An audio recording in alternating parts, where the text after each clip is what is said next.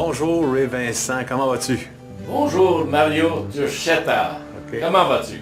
Moi, ça va de mieux en mieux comme d'habitude. De mieux en mieux comme toujours. Bon, Ray Vincent, j'aimerais ça que tu nous expliques pourquoi tu es allé suivre la formation de Ho'oponopono en Californie, parce que tu m'as dit à la dernière minute, tiens, lis ce livre-là, lire ça dans l'avion, on s'en va en formation. Je l'ai vu là-bas, mais toi, tu m'as amené là, pourquoi? C'était quoi le but? Qu'est-ce que tu es allé chercher là?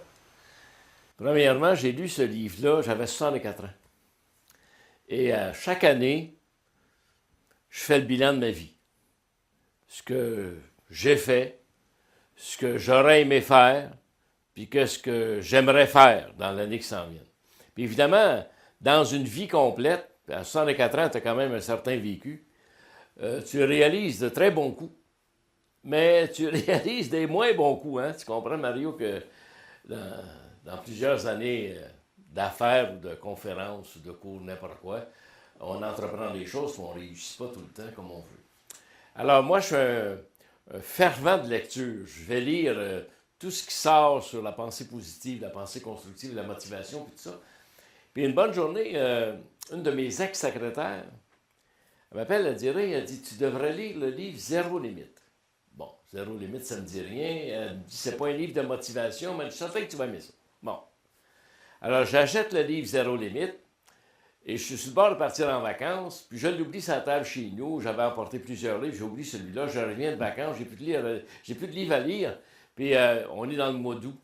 Puis je me mets à lire Zéro limite, qui n'est pas un livre de motivation, mais qui est comme une biographie d'un psychologue américain, hawaïen d'origine, docteur en philosophie, en psychologie. Fait que je lis ça, et évidemment, je suis intellectuellement et émotivement bousculé, Mario. OK?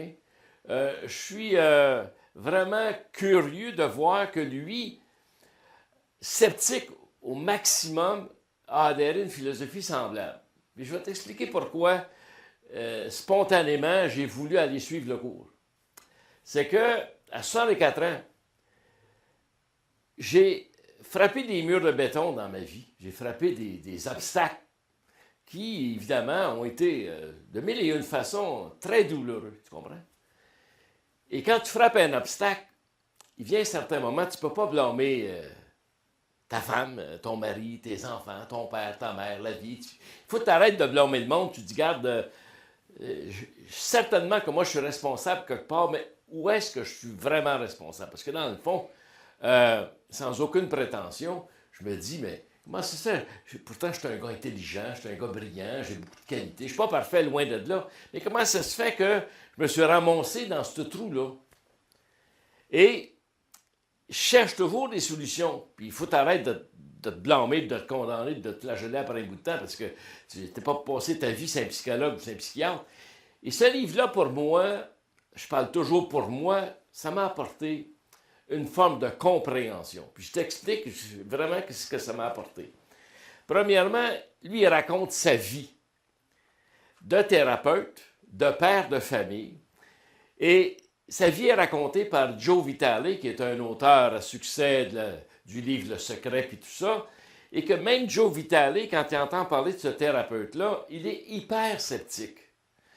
À un tel point que il abandonne même le projet de le trouver parce que quelqu'un lui parle de ce thérapeute-là, puis il dit « Voyons, non, ça se peut pas, c'est des histoires de Père Noël, c'est des contes à dormir debout. » Je m'explique. Dans le livre, ce thérapeute-là, il est marié, il a un petit bébé, et le petit bébé, il pleure à toutes les nuits.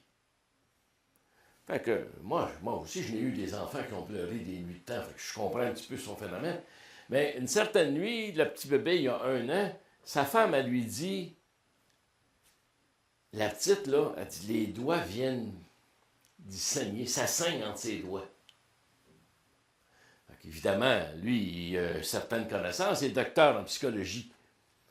Fait que là, il dit, ben, elle doit avoir de l'eczéma, elle doit avoir une maladie semblable. Fait qu'ils vont voir des dermatologues et tout ça, puis évidemment, quand tu as de l'eczéma ou tu as des problèmes de peau majeurs, ben c'est de la cortisone, c'est ça. Et là, ça continue, ça persiste. La petite n'adore pas ses nuits. Puis la petite a 3 ans. Là, sa femme, encore une fois, elle dit, garde, Elle dit, là, la petite, là, le lit de la petite, il est plein de sang. Et là, c'est comme si c'était son eczéma qui était sorti de partout. Parce que quand tu as de l'eczéma géant, c'est terrible, hein, tu te grattes tout le temps, ça chauffe, ça saigne. Et là, tu te vois contenté avec de la crème à cortisone, puis même, il y en a qui se font envelopper les doigts du coton fromage pour pas qu'ils se grattent dans la nuit, puis que tu te lèves le matin, puis tes doigts collés ensemble. Et ça, évidemment, je comprends ça, je suis dans le monde, puis j'en ai vu des choses comme ça. Et lui, il dit à son épouse, on devrait retourner en Hawaï, dans notre pays, le climat est mieux, peut-être ça va être bon pour la petite. Regardez bien ce que je m'en viens.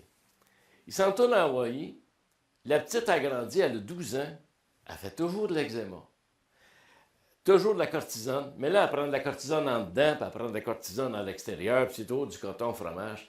Imaginez, là, tu es un intellectuel, tu es un docteur, tu fais des bons revenus, ton enfant arrive à la maison, elle a 12 ans, elle dit, moi, papa et maman, là, si c'est ça pour être ma vie, là, moi, les petits gars, là, je dégoûte les petits gars. Les petits gars, ils ne veulent pas me voir, ils ne veulent pas me toucher.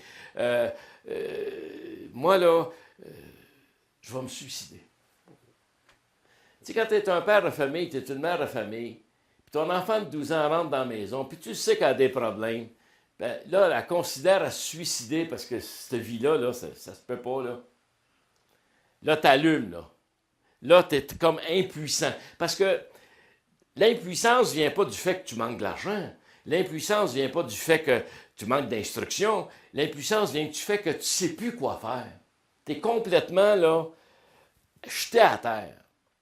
Et comme dans tous les pays, il y a des frères André. Je sais qu'au Québec, on a eu le frère André, mais à Hawaï, il y a une femme qui s'appelle Morna Siminoa, qui est une grande kahuna, qui est une grande prêtresse. En d'autres mots, une guérisseuse. Et le docteur Len, lui, c'est sacrilège pour lui juste de penser qu'il va aller voir une guérisseuse, vous comprenez? Parce que, hey, il est professeur d'université, docteur en psychologie, pas capable d'aider ma fille, puis là, c'est une guérisseuse qui va l'aider. Écoutez, quand tu es impuissant, là, puis c'est ton enfant qui est en cause, puis tu es désespéré, es-tu prêt à essayer n'importe quoi? Alors, de désespoir. Puis, je vous conte cette histoire-là parce que pourquoi moi je suis allé suivre le cours? Parce qu'il fallait que je sois motivé pour aller en Californie suivre le cours. Puis t'as invité Mario a dit viens suivre le cours, puis tu liras le livre dans l'avion, là. C'est que de désespoir, lui, là, il s'en va voir cette guérisseuse-là. C'est comme un sacrilège pour lui, puis je me répète. Il rentre dans le bureau, puis il demande à la dame qui est là, que peut-être une soixantaine d'années à l'époque, c'est en 1982. Il dit madame, il dit je viens vous voir avec ma fille, puis tout ça, puis elle demande, mais qu'est-ce que je peux faire pour votre fille? Puis lui, il dit à sa fille, enlève ta veste, puis montre à madame tes bras. Et évidemment, elle enlève sa veste, puis évidemment, ses bras, c'est du coton fromage, c'est de la crème à cortisone, puis tout ça. Puis regardez bien ce que je vais vous dire, là, qui est le plus intellectuellement de tout le livre, qui demande à être digéré avec le temps. Et voici ce que cette dame-là lui répond. Elle lui dit la chose suivante. Quand je pense à votre fille et je vois votre fille, moi, là, je souffre. De voir votre fille souffrir. De voir votre fille souffrir. Je souffre. Et lui, c'est bien sûr, tu sais, je veux dire, ça va être la rue. Fait que là, elle lui dit au docteur Len, lorsque je vais penser à votre fille, puis je vais ressentir cette souffrance-là, je vais guérir cette souffrance-là en moi. Et lorsque cette souffrance-là sera guérie en moi, elle sera guérie. Et lui, là, un peu plus, puis il tombe en bas de sa chaise. Fait qu'elle lui dit, je vais m'asseoir dans ma chaise, je vais méditer pour guérir en moi la souffrance que votre fille provoque chez moi. Lui, il est prêt à entendre n'importe quoi pour que sa fille guérisse. Anyway, elle s'assoit dans sa chaise et pendant 40 minutes, elle fait son mantra, elle fait sa prière, c'est ce que vous voudrez. Et au bout de 40 minutes, elle dit au docteur Len, la session est terminée, vous pouvez quitter. Le docteur Len, il dit, est-ce qu'on doit revenir? Est-ce que je vous dois combien? Je ne sais pas comment il a donné, peu importe. Elle dit, non, vous ne devez pas revenir. Elle dit, c'est pas nécessaire. Mais lui, il ne comprend pas non plus, là. Elle dit, voici ce que je vais faire. Elle dit, à tous les jours, lorsque je vais penser à votre fille et que je vais ressentir sa souffrance, je vais guérir en moi la souffrance que j'ai lorsque je pense à votre fille. Et lorsque cette souffrance-là en moi sera guérie, votre fille sera guérie. Hey, lui, il sort du bureau, Mario. Tu sais, puis tu l'as connu avec moi, puis tu connais à peu près le Dr. Lent, puis tu vois Joe Vitale dans le livre, il sort du bureau, puis il dit, moi, là, ces fous-là, il dit, je leur donne des petits médicaments légers pour les calmer. Je ne sais pas si tu comprends. Il dit, c'est une petite folle légère. Allez, oui. Alors, pour faire une histoire longue, écoute, ce que je vous dis, c'est dans le livre, j'invente absolument rien, zéro limite. Dans l'année, sa fille, elle guérit à 100%. 100%. Et là, lui-là, il comprend rien. Je ne sais pas si vous comprenez. Parce que dans sa tête de docteur, comme un gars cartésien, bête de book, il dit, elle, c'est une folle, selon mes critères, puis ma fille a guéri. Fait que là, il ne comprend plus rien. Il veut comprendre. Okay? Il veut comprendre. Alors, il va voir Morna, puis il dit, écoutez, ma fille est guérie, c'est ça. Il dit, moi, là, je comprends rien, puis j'aimerais comprendre ce que vous faites. Alors, elle lui dit, je donne des cours de fin de semaine, viens suivre mon cours, peut-être tu vas comprendre.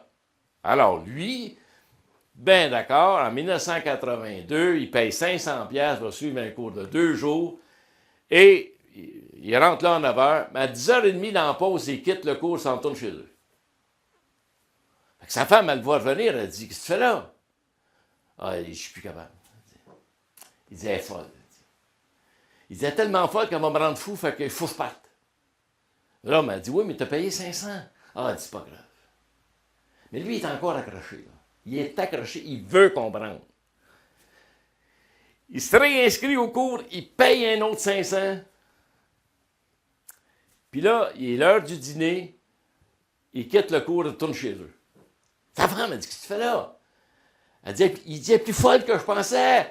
Il dit, ça se peut pas. Il dit, je suis pas capable. Il dit, elle va me rendre fou.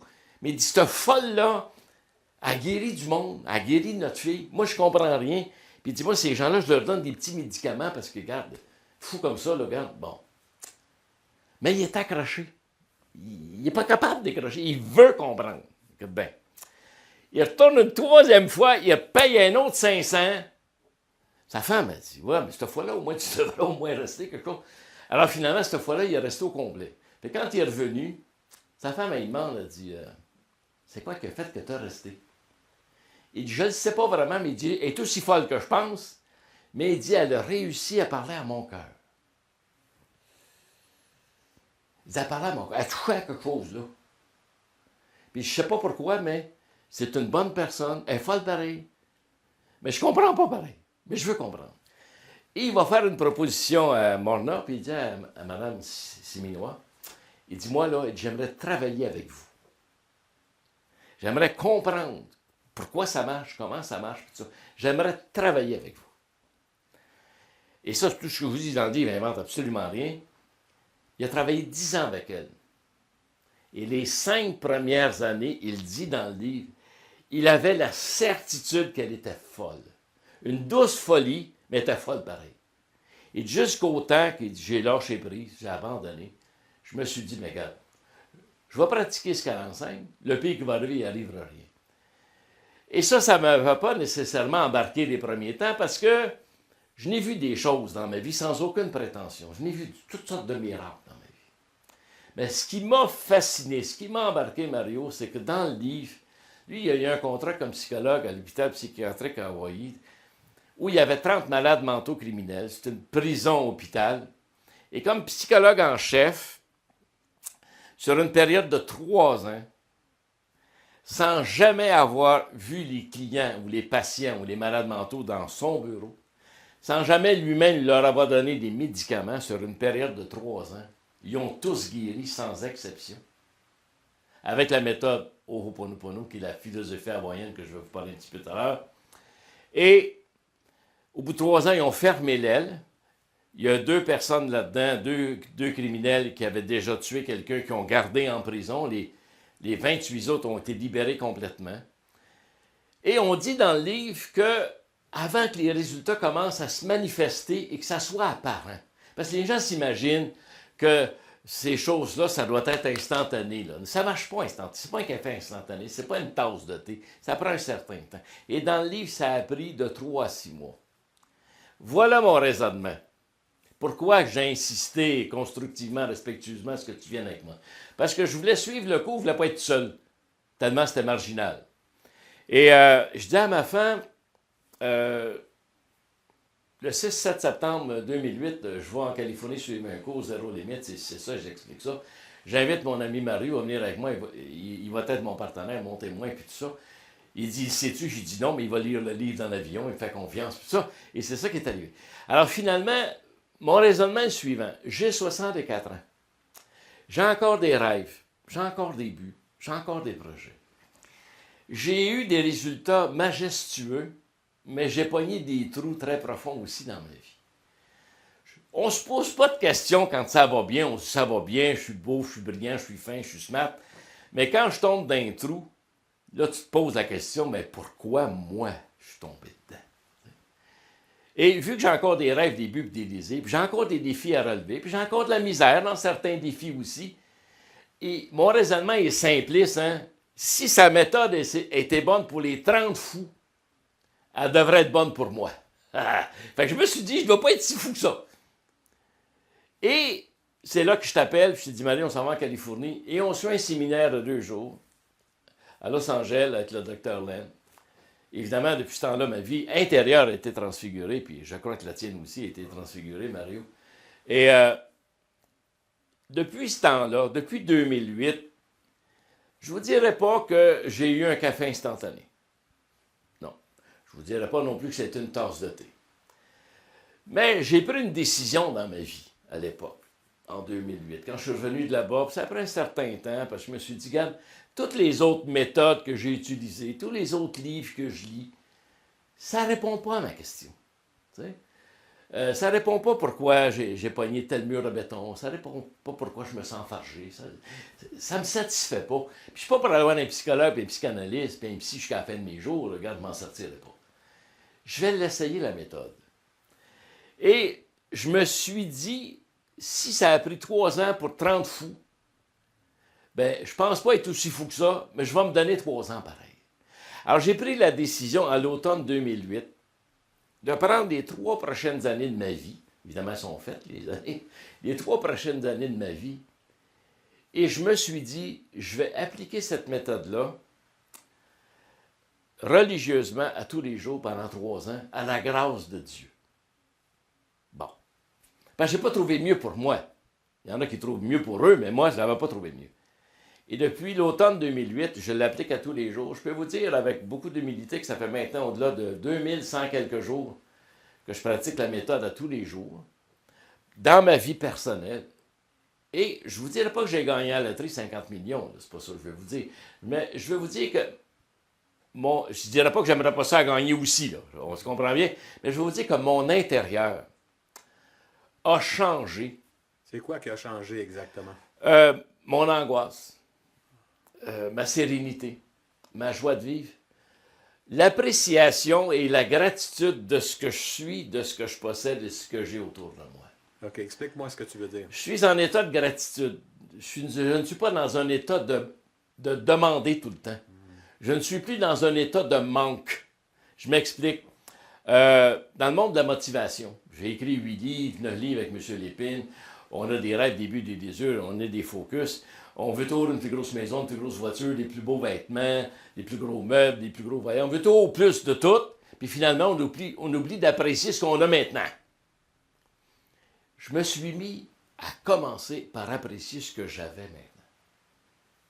Wow! C'est de la gratitude pour ce que tu as, la clé. Maintenant. Et en plus, après ça, je me suis mis à apprécier pour ce que j'ai eu depuis que je suis au monde.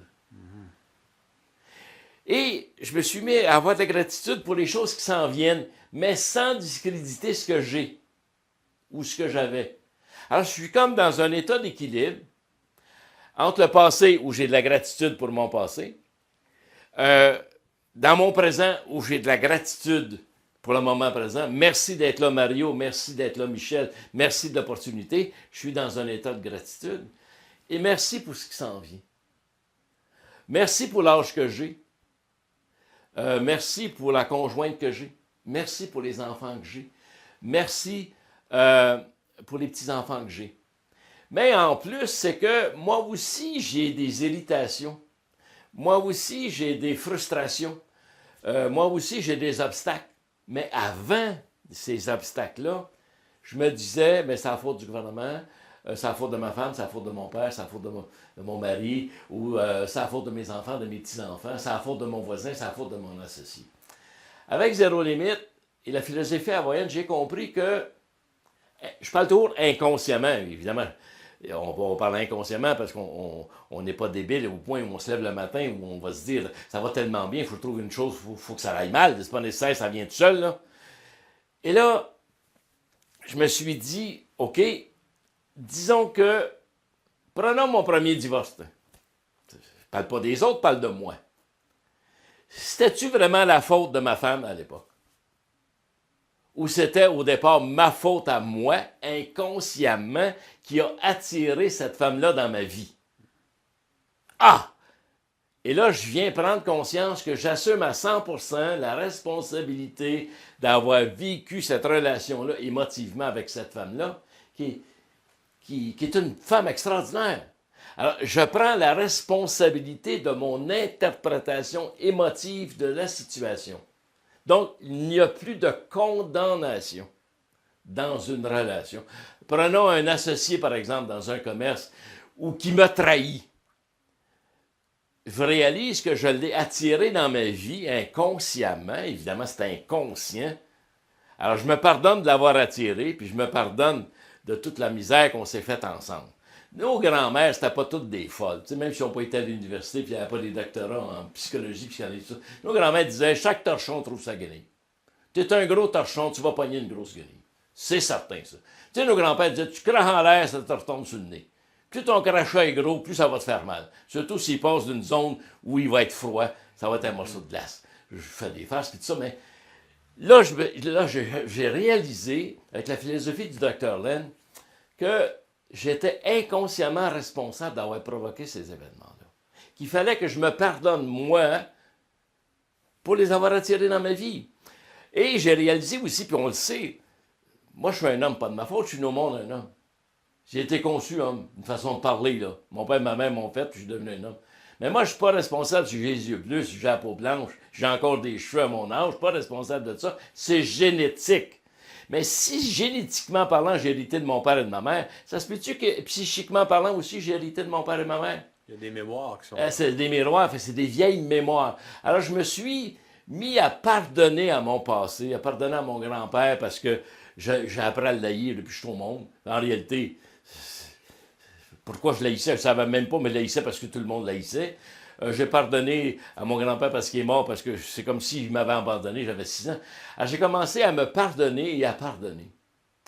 J'ai commencé à vivre dans un état de gratitude constant. Je ne vous dirais pas qu'il n'y a pas des journées qui sont plus dures que d'autres, il y a des journées qui sont vraiment plus difficiles à avoir de la gratitude que d'autres, mais pour moi, ça a changé ma vie intérieure. Puis je me dis, regarde, il n'y a aucune autre méthode qui a fonctionné à mon goût.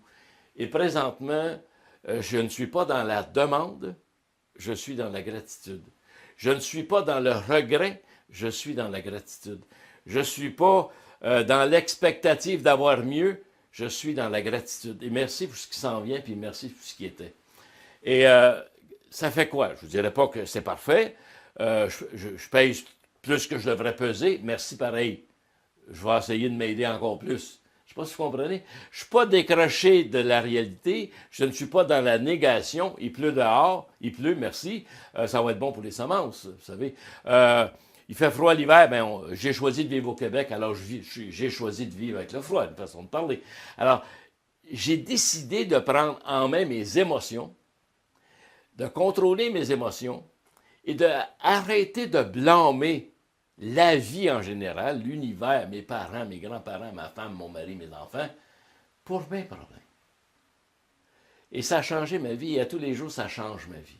Et merci d'avoir le privilège de vous partager ça. Moi, je le vis à ma façon, il y en a d'autres qui le vivent à leur façon. J'ai vu toutes sortes de miracles se produire autour de moi. Évidemment, moi, je n'enseigne pas la philosophie Ho'oponopono. Je ne suis pas qualifié pour ça, je ne suis pas accrédité pour ça. Mais je peux vous parler quand même du vécu que j'ai depuis ce temps-là. On est en 2015, ça fait 2008. Ma vie a changé à l'intérieur. Ma femme a dit, c'est la plus belle des choses qui m'est jamais arrivée. Ma fille a dit, mes enfants disent, notre père, je suis quand même un bon gars, mais on ne le reconnaît plus. Ça va toujours de mieux en mieux à tous les points de vue, à tous les niveaux, à tous les jours. Ça n'empêche pas qu'il pleut, ça n'empêche pas qu'il y a de la slotch, ça n'empêche pas qu'il fait trop chaud, ça n'empêche pas qu'il fait trop froid, ça n'empêche pas que je peux faire une crevaison, ça n'empêche pas qu'il faut que je change l'huile sur mon auto. Mais c'est comment tu l'interprètes. C'est comment je le vis et comment je l'interprète. Alors, il arrive des coups durs. Avant, je blâmais tout à part que moi. Maintenant, il m'arrive un coup dur. Je me dis, oui, il est là le coup dur, je suis très conscient de ça. Qu'est-ce que fait qui est arrivé là? Où est l'apprentissage? Je suis devenu un meilleur homme à cause de ça. C'est quoi la bénédiction là-dedans? C'est sûr que je me suis entouré d'hommes et de femmes, en commençant par ma propre conjointe qui est là avec moi depuis 31 ans, mes propres enfants, toi, Mario, qui est devenu mon complice intérieur extraordinaire. Et quand on est revenu de là, notre vie intérieure a changé. L'année suivante, en 2009, je suis allé voir Joe Vitale, l'auteur avec Dr. Len. Je voulais les voir en personne, je voulais voir la dynamique. En 2009 à Austin, au Texas. Et depuis ce temps-là, moi, j'ai trouvé ma solution à moi. Et je suis bien là-dedans. C'est sûr que je partage ça d'une façon libre, sans aucune coercition. Je dis aux gens qui veulent l'entendre, écoutez, Ho'oponopono, c'est une philosophie hawaïenne, ce n'est pas une religion. C'est d'accepter notre intérieur dans la gratitude, de s'accepter dans la gratitude en tant qu'homme, en tant que femme, avec notre âge, avec nos points forts, avec nos points faibles. Même chose pour nos enfants, nos ados. Pardonner à ceux qui nous ont fait du mal, se pardonner d'avoir fait du mal. Alors, en terminant, il reste quelques minutes. La philosophie simpliste, c'est tellement simpliste que c'en est enfantin. La philosophie hawaïenne, Ho'oponopono, c'est que lorsque toi, tu vis une émotion, en toi ici, là, tu dis à cette émotion-là qui est en toi, tu dis à ton Dieu intérieur, à ton intelligence infinie, je suis vraiment désolé que tu aies une émotion comme ça, okay? Parce que tu souffres là, présentement. Et tu dis à ton Dieu intérieur, je voudrais que tu me pardonnes d'avoir cette émotion-là. Parce que moi, je t'aime, puis je te remercie de purifier cette émotion-là. Jamais en rapport avec ma femme ou mon mari ou mes enfants ou le gouvernement ou le criminel ou n'importe quoi. Toujours revenir ça à soi. Alors, c'est un mantra, c'est une petite prière qui est simpliste. Je t'aime, je suis désolé, pardonne-moi s'il vous plaît, merci. À ton Dieu intérieur, à ton émotion qui te fait souffrir présentement. Dr. Len, lui, il va même jusqu'à être plus simpliste. Il dit, si tu es inconfortable à dire « je suis désolé », dis-le pas. Et si tu es inconfortable à dire « pardonne-moi », dis-le pas. Si tu es confortable à dire « merci », dis « merci ». Si tu es confortable à dire « je t'aime », dis « je t'aime ». Prends la formule avec laquelle toi, tu es bien et répète-le constamment. Alors, ta vie change à partir de ton intérieur parce que tu es toujours en état de grâce, en état d'amour. Merci pour la maison que j'ai. Merci pour la bonne nuit que je viens de passer. Hey, merci pour la douche où il y avait de l'eau chaude. Hey, merci pour mes besoins naturels. J'ai une toilette chez nous. Merci pour la voiture que j'ai. On peut arriver même à dire merci pour les coups durs parce qu'il y a toujours une leçon. On dit merci pour les coups durs. Il y a toujours une leçon. Et je voudrais terminer la chose, Mario, en citant ce que toi, tu dis si bien. Puis j'aimerais ça que tu le dises, puis je vais le répéter. Lorsqu'il y a de la gratitude, le pardon est plus nécessaire. Lorsqu'il y a de la gratitude, le pardon n'est plus nécessaire. C'est ça le plus grand des messages. Ayez de la gratitude. Et c'est par la gratitude que vous allez trouver votre liberté. Merci beaucoup. Merci Michel. Merci Mario pour l'opportunité. Merci. Merci Ray.